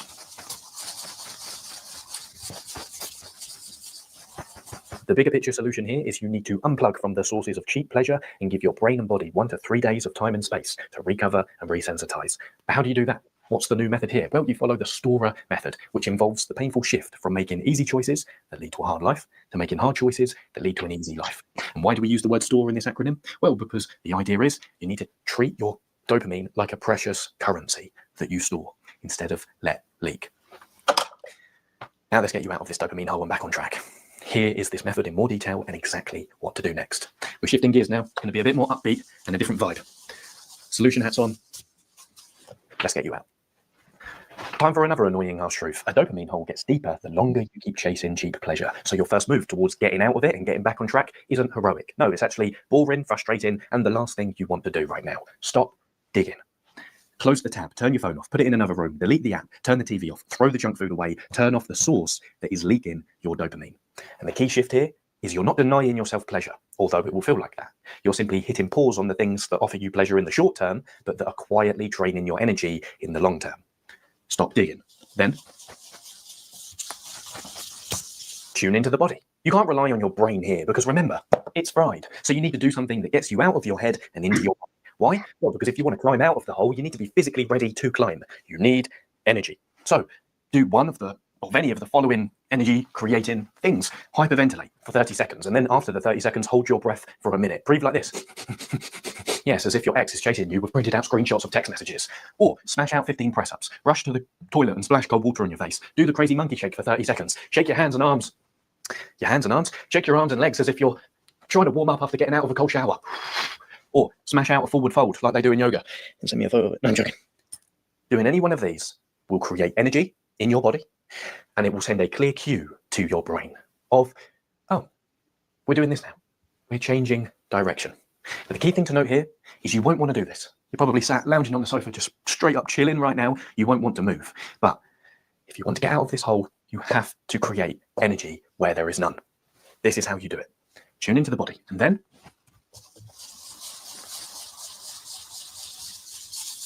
one small win. Now you have a spark of energy. So what you need to do now is treat that spark like the small embers of a fire and channel it towards building more momentum and bigger sparks before the spark fades. Because that energy you've just created, the spark, has a time limit. And it's important you channel it towards building more momentum because when you're in a dopamine hole, you don't have any momentum. You're stagnant. Focusing on one small win after the energy spark you've just created helps you get some of that momentum back. So first of all, look around your room or wherever you are and just ask what needs doing. What is the next thing? and then pick one. Make the bed, shower, gulp down a glass of water, hoover the floor, wash up a plate, brush your teeth. Just pick one. And the key thing to note here is this isn't about productivity. This isn't about getting things done for the sake of it. No, this is simply about reclaiming your momentum so you can get out of the hole and simply delivering one key message to your brain. Not only are we moving in this direction, but we're now back online. And then regulate with 10 to 15 minutes. Just like the spark you created from the get into your body exercise won't last forever. Neither will the momentum you get from the one small win you just did last forever. But those two things give you the necessary nudge in the right direction. So all you need to do now is take the momentum you get from those nudges and channel it towards doing a low resistance, high quality habit for no longer than 10 to 15 minutes. For example, take a short walk around the block. No earphones, no phone with you, just your thoughts. Read 3 pages of a book, put the kettle on, make a cup of tea and sit in silence and drink the cup of tea quietly. Have a shave, stretch on the floor for 5 minutes, cook a nutritious meal, or if you don't have nutritious ingredients in the house, quickly pop to the shop, get 5 or 6 things that you could use to cook. Doing these activities are hard. As simple and as easy as they might seem. They're hard because you're in a dopamine hole, but doing these activities will restore your dopamine levels naturally. Why? Well, think about it this way. When you're in a dopamine hole, you're choosing pleasure first, pain later, because you're chasing the cheap pleasurable activities. That's why we said cheap pleasure doesn't leave you feeling energized. It leaves you feeling like you're in a ditch. This is another way of saying that. What you're choosing now, however, with regulating with 10 to 15 minutes, is you're choosing pain first, because you understand when you do these things, you're not going to be over the moon and enjoyed at how pleasurable they are. No, they're likely going to feel painful because you're in a dopamine hole. If you persist with them, you're going to also be choosing pleasure later. This is the reward for pain first. And then 2 more things. Engage one target. This is where most people go wrong, and the main reason why most people stay in their dopamine holes for much longer than they need to. You see, most people use their bursts of momentum and energy to try and catch up on everything that they need to do. Don't do that, because you're not focusing on escaping this dopamine hole within a few hours. That's not going to happen. I think you know that by now. All that you need to focus on instead is simply moving in the right direction and following the momentum and sparks of energy from each step you do along the way. So after you've done the body spark, had one small win, regulated with 10 to 15 minutes, you now need to choose one target you're going to re-enter the day with, in no matter how much time is left throughout your day. You do so by asking this question: if I only did one thing today, with the energy I have right now, what would make me feel accomplished? For example, that might be a 30-minute walk, 60 minutes of work, get into the gym and slog in through a workout. That's usually my one when I'm in a dopamine hole and what I use this week. Or you might respond to 5 open loop messages that you've been ignoring. You pick one thing, you focus on that and nothing else for the rest of the day. And doing that snaps you out of scattered energy and soothes you back in to clarity and focus. Then you finalize with reflecting on the signal. As you start to walk on level ground again and you feel your motivation become steady and your enjoyment for life comes slightly back online, reflect on the feedback from the previous hole. Ask, what led me into the hole today? Was I tired, bored, avoiding something? What can I adjust tonight or tomorrow to prevent the dip from happening again? Just get one golden nugget from this dip, and then it becomes a case of you're grateful that you fell into it. So, in summary, stop digging, tune into the body, one small win, regulate with 10 to 15 minutes, engage one target, and then reflect on the signal. Store your dopamine. Don't leak it. Thank you very much for your time and attention. Stay disciplined, playful, and dangerous. Adios.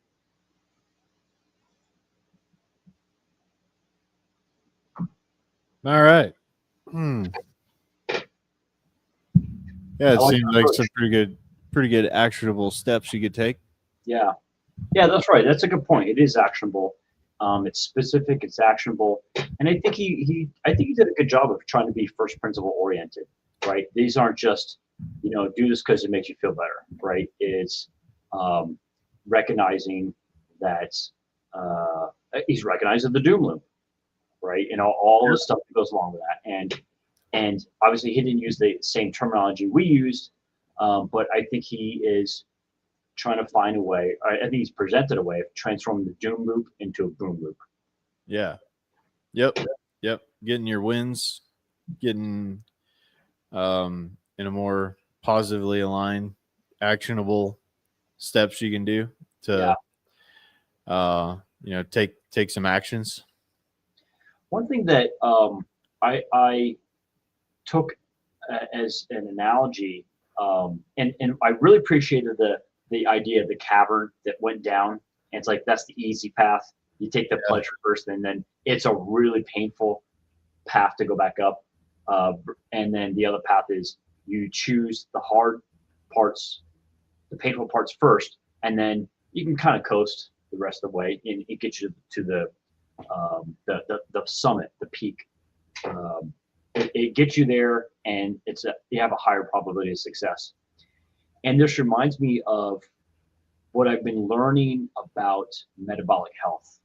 And and some people know that I've been on the carnivore diet for about 2.5 years, and I noticed that, and I had learned this even before I started, that there's that switch over from running almost primarily on carbs and sugars and glucose, right? Just a broad category of carbs as a macronutrient, to the body switching over to running primarily on ketones, fatty acids. And there was a phrase they had in there, brain fog, that was near the beginning of the video. Yeah. And it's been my experience that I suffer from brain fog for years. And when I switched off of carbs, cut plants out of my life, and went over to a meat-based, carnivore-based diet, or I'll even go so far as to say Homo sapien appropriate diet, that my brain fog went away.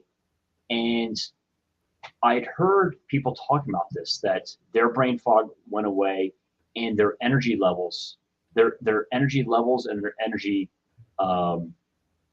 type changed drastically. And I noticed that I didn't have the mid-morning dip. First off, it was much easier to get out of bed. Wake up, get out of bed. I didn't feel like I was dragging myself through the mud every day. Yeah. I didn't have the mid-morning slump. I didn't have the mid-afternoon slump. Well, what did that correspond with? Breakfast and lunch, Yeah. And that was a huge, huge change. And let's just call it what it was. Those sorts of adjustments are a real pain in the neck, right? They're painful, but getting off of carbs and getting the body to run on ketones was so important for me. And as Homo sapiens, it's important. And I just think there was a lot of analogies between what he was proposing, and I think he very accurately stated, this isn't just about your psychology. This is a change in brain chemistry, right? And same thing with going carnivore from your SAD, standard American diet, to going carnivore, or even really good ketogenic, is switching over not just the nutrition, but actually the way that the body's running, even to the point where the type of fuel that's being sent to the brain is being from carb-based to ketone-based, and everything, all the other systems throughout the body. So I just really appreciate what he said, and I felt like it was just a really applicable analogy for me personally. Man, I tell you what, dude, I have been going on the carb and sugar route for a little bit here, and it really messes with you. I have really been feeling it, just like you said, feeling like I'm dragging myself through the day. And I think I've kind of fallen into going into that the sugar and the carbs. Just I don't know, man. I know it's bad for me, and I've just kind of got. As soon as you have a little bit of it, it's like you start to develop this like you want more of it, because it's it is one of those kind of spikes in good the good feelings. Like it's really addictive for you. Yeah. And once you start it, man, it like kind of grabs a hold of you. So yeah, I got to get back to doing the keto thing, because I have been dragging ass lately. And I know I'm probably going to catch a lot of heat for this, especially my friends who are vegans and vegetarians. But of the 3 macronutrients, only proteins and fats are essential, right? So we have essential amino acids and essential fatty acids. The third macronutrient are carbohydrates. There's no such thing as an essential carbohydrate. The liver can make all the carbohydrates that we need through a process called gluconeogenesis. Yeah. Go ahead. Yeah, Frank in our group, he experienced this in fasting for a long time. Yep. That's right. That he was still seeing that his his liver, just like you were talking about, was creating the sugars or whatever, the glucose. Even in like almost a month long of fasting. So That's right. it's wild. Yeah. And it just goes to show that, and again, I know I'm going to catch a lot of heat for this, but as Homo sapiens, we are actually hyper carnivores. So we have hypocarnivores, mesocarnivores, and hypercarnivores. So hypocarnivores eat 30% or less of their food from animal product. Meso was 50%, and hypercarnivores are 70% or greater. And so as Homo sapiens, we are hypercarnivores. If we're not in that 70% or higher range, we're causing problems for ourselves because our digestive system is not geared towards consuming the massive amounts of plant products.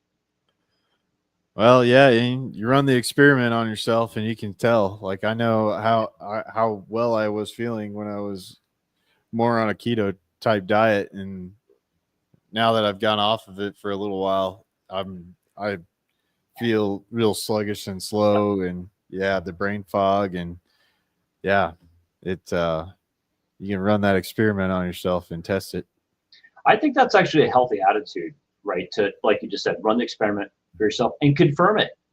Just confirm it, right? Yep. And I think with any experiment, there has to be reasonable commitment to it, and it has to be reasonable time.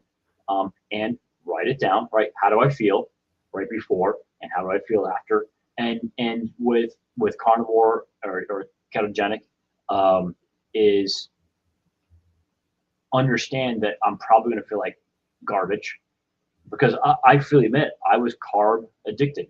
I think most of us are. Yeah, exactly. Most of us are, especially in the West. We're carb addicted.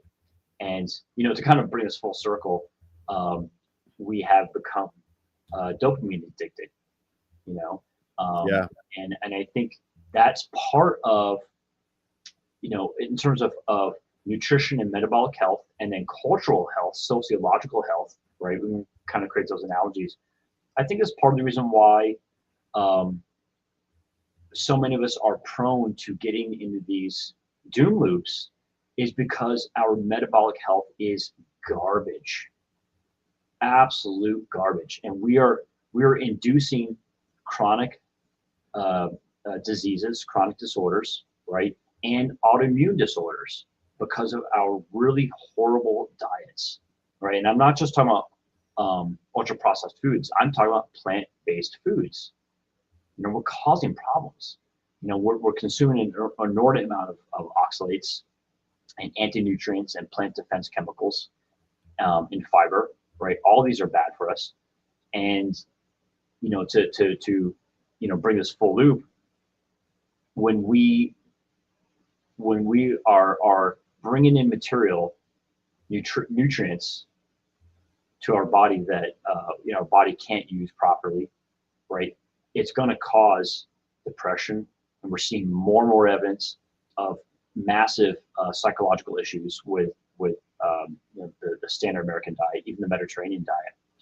And I think that's a huge part of the reason why, we're speaking colloquially here, informally, why doom loop has become such an issue with our society, is because we are feeding our bodies just garbage, just crap.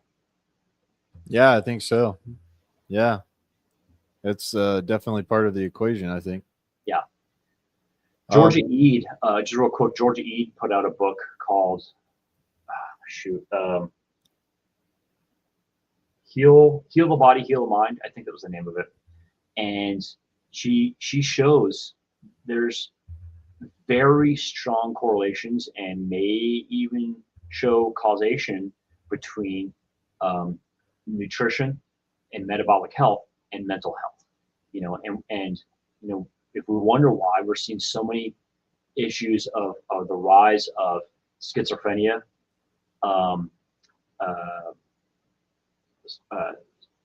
psychopathy, sociopathy, psychotic breaks, autism, and she's showing some really strong correlations between the consumption of food, whatever the type of food is, and mental health or mental ill health. And this is some really serious stuff, and this has been going on for basically almost 7 decades now. And we're just now starting to finally see the connection here. Yeah, change your diet, change your mind. Yep. Dr. Georgia Ede has really done a great job of shining the light on this, and she's been on other YouTube channels like Dr. Anthony Chafee, Dr. Sean Baker, Dr. Annette Bosworth, Dr. Robert Kiltz, Dr. Mason out of Australia. She's just a real pioneer, and she is exhibiting a lot of backbone for standing up for people's metabolic health. Cool. Go check that out. Yeah, put that on my reading. Yeah, queue. the much bigger and bigger stack of books on the list, right? Yep. I'll say real quick on talking about doom loop versus boom loop. That's something that recently I started to force myself to do, is take time to read books, actual physical books. So my buddy Bob Resch, he's a friend of mine, and he wrote this book, Luckiest Engineer, and he talks about his time as an engineer and being on the Skunk Works, which is that's interesting. Yeah. So just force myself, just take time just to read. It doesn't have to be a long amount of time, 15, 30 minutes. But I think it fits within that pattern of change that the last video talked about. Yeah, man. I did a little bit of that the other day myself, and was like, I've got a few more chapters of a book to wrap it all up, and I was like, I'll read like a few pages tonight. Yeah. I ended up reading like 10, 12 pages, something like that. And I felt good about reading it and getting that information. And I think, doing that to continue the process that he was talking about. Yes, at first it's painful, but after a while, some of these things are no longer painful, right? We don't feel that it's a painful process. It's like, oh, I actually enjoy this now, and I don't even look at it as there's a price I have to pay, of pain. I don't look at it like that. It's like, oh, I actually enjoy reading. Right. Yeah, it's just not giving you that same dopamine rush that you would get, but it's still really nice, Yeah, you get a good feeling from it. Yeah, and to continue the analogy between changing the dopamine rushes and diet, being that I'm a recovering carb addict, right? Carbohydrate addict. Yeah. I had to go through that process, that low process of detox, and I think for me it took between 2 and 3 weeks, and then I've been told that's kind of your typical range. I know from 1 to 3 weeks. Detoxing. That's not just the body detoxing, but it's also the brain housing group detoxing. Getting off of carbs as the fuel source and switching over to ketones. And I felt fatigued. I was fortunate; I didn't get irritable, though I've heard other people get. I wasn't short with anyone. I just felt fatigued. So okay, I took a nap. Fine, not a big deal. And I think that's kind of the same thing there, going from doom loop to boom loop. Yeah. I got one more video to close us out here, and then we can wrap it up. But this is a good one that that John recommended to me a little while ago, and this is how to kind of structure things and kind of time box. They present the idea of time boxing. So we'll watch this real quick and wrap it up, and then we'll chat and talk about where people can find you, and we will wrap it up. So let's check this out. Say it's hard to succeed. You know what? It has become easier than ever. Why? Because people out there, your competition is so distracted. If you master your focus, if you beat distraction, you are already in the top 1%. It's that simple. I will show you in the next 7 minutes. The key to mastering focus is the tool set of time boxing. This is the framework we, the Grim founders, used to get to the top. Crest wrote it and improved it in over 3 years. I can testify. It protects you from dopamine exploits. It makes sure you are not just productive, but eat healthy, work out, and reach all of your goals every fucking day. It also has a built-in protection against burnout. I make it simple for you. Let's get out the sheet. 3 phases. First, we will prepare your framework for the whole year. Second, we will prepare your framework for the next week. Third, cold execution, day by day. Grim productivity means brutal productivity. At the end of this short film, you will receive your execution sheet. But first, focus now on the steps. Here, you fill in your goals that you want to achieve this year. You should only pick 2 goals. 1 professional, 1 private. Focus, focus, focus. The reason most people fail is because they have too many goals, too many projects, too many missions. That's why enter only 1 professional goal and only 1 private goal. Enter what has maximum relevance for you, and the rest you cut out. This is how you win. If you don't know what your goal for the year should be, take a day off. No phone, no internet, no talking, just you, silence, nature, and a long walk. I guarantee you, your goal will come to you after some hours. Silence has all the answers. Now, you write down your goal for the year. For example, start a profitable company. From this, you come to your goal for the month. For example, write your business plan. From this, you come to your goal for the week. For example, do market research and validate your business idea. You can print out your execution sheet and put in your goals by hand. Best method. Now go down and enter the day that is your silent day. I recommend Sunday. No technology that day, and shut your mouth as much as you can. Put in the exact time when your phone and computer will be off. For example, 8 a.m. to 8 p.m. You can still be reachable for emergency by your phone, but switch off internet. Now, enter your morning habit. At the Grim Circle, we practice reading each morning. Put in the time. Now, enter your evening habit. My recommendation, journaling. Now we go into your first day. Say hello to your new friend, your protector. He is called Timebox. He lives in your execution sheet. What is a timebox? A timebox protects you from distraction. It protects your goals. It protects your focus. Here are all the rules of brutal productivity. Number 1, each year, month, week, and day has 1 goal. You know that now. Number 2, each day has 16 time boxes. Each time box is 30 minutes long, and each one has 1 goal. Number 3, you cannot check your phone or your messages when you are in a time box. Number 4, after each time box, you do a 10-second micro workout. 10 push-ups. This keeps your body and mind sharp. Number 5, only after 2 time boxes can you check your phone for maximum of 4 minutes. It is the time when the hour is full, and only then you can check the phone. Number 6, your first 8 time boxes are for deep work. No meetings. Deep, silent work. Number 7, 1 day in the week do not work. No technology, no goals, no time boxes. This is when you dopamine detox. This is when you sharpen your blade. Now let me show you how to get things done. You have filled out your yearly, monthly, and weekly goals. One leads to the other. Now you pick your number 1 goal for the day. Fill in. And now you write in what you want to achieve in each time box of your deep work phase. Remember, only silence gets shit done. The rest of your day is already planned. Let me show you. At 12, you eat. This is when I or Crest eat for the first time of the day, intermittent fasting. At 12:30, you take a walk, no phone. Your feet will work without phone, trust me. At 1 p.m., you work on your to-do list, only then. At 2, you have meetings, and only then. If other persons has no time then, you can switch with another time box in the afternoon, but never with a deep work time box in the morning.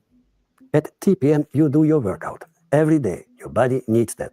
And remember, after each time box, you do micro workout, 10 push-ups, or 10 stretches, or 10 crunches. Move your body each 30 minutes. Your ancestors were hunters and were always moving. Only with movement, your body and your mind will stay sharp. At 4, you can eat high protein, low carb. Only then, at 4:30, only once a day, you read and process your emails. That's the secret of productivity. Same with messengers, only once a day, only in the designated time box. Protect your time box, and the time box will protect your goals. Distraction is distraction, self-destruction. If you want to have the grim execution sheet, we will give it to you for free. You see.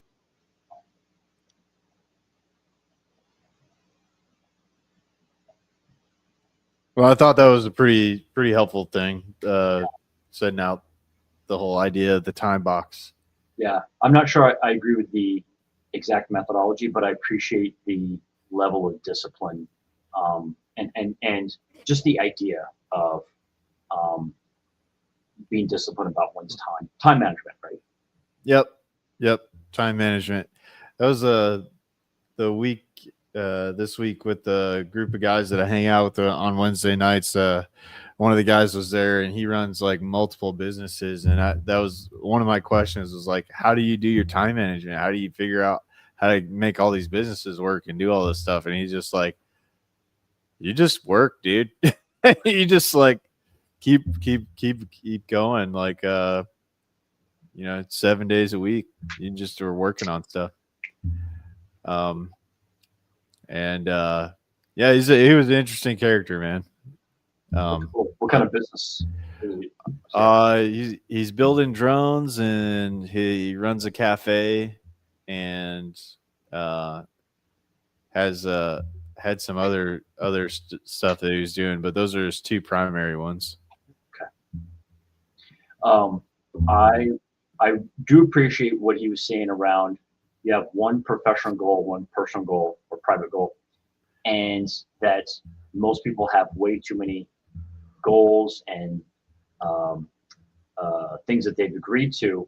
And one lesson one of many lessons I learned from Warren Buffett was about the idea of defaulting the answer to no anytime someone asks you to do something, or if there's an opportunity to go chase something.